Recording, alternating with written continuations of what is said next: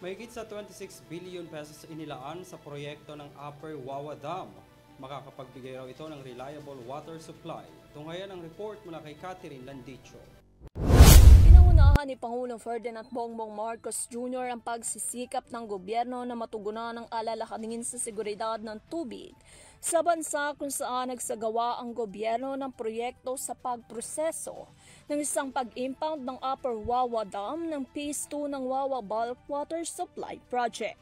Ito ang pinakamalaking water supply dam na itatayo sa loob ng mahigit 50 taon sa Barangay San Rafael sa Montalban, Rizal. Umabot sa 26.5 billion pesos ang halaga ng proyekto ng Upper Wawa Dam na inaasahang magbibigay ng maaasahang supply ng tubig na 700 million liter bawat araw sa mahigit 700,000 na kabahayan na nagsisilbi sa humigit kumulang 3.5 milyon na Pilipino sa loob ng Metropolitan Water Works and Sewerage System o MWSS service area kapag naging operasyonal. Makakatulong din umano ang proyekto na mabawasan ang pangmatagalang problema ng pagbaha sa ilang mga lugar sa ibaba at agos sa mga lokalidad ng Marikina River. Also foster climate resilience amongst our people by protecting our communities downstream from flooding and by mitigating the detrimental effects of drought.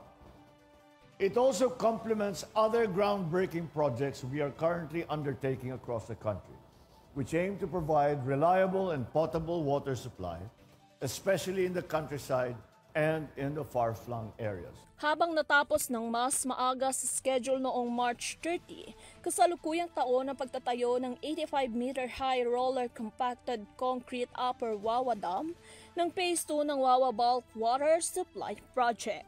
Ito raw kasi ay pagsisimula ng pagproseso ng impounding upang matugunan ang reservoir at magbigay ng daan para sa mga commercial at operasyon na nakatakdang magsimula sa pagtatapos ng taong 2025.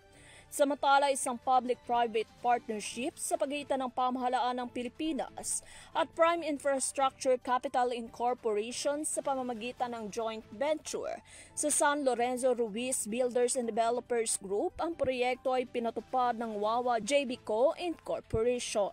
Layunin din ito na tugunan ang lumalaking pag-aalala sa kakulangan ng supply ng tubig, seguridad ng tubig, proteksyon sa baha at katatagan ng klima sa bansa. Para sa EuroTV News, Catherine Landicho, sumasaludo sa bawat Pilipino.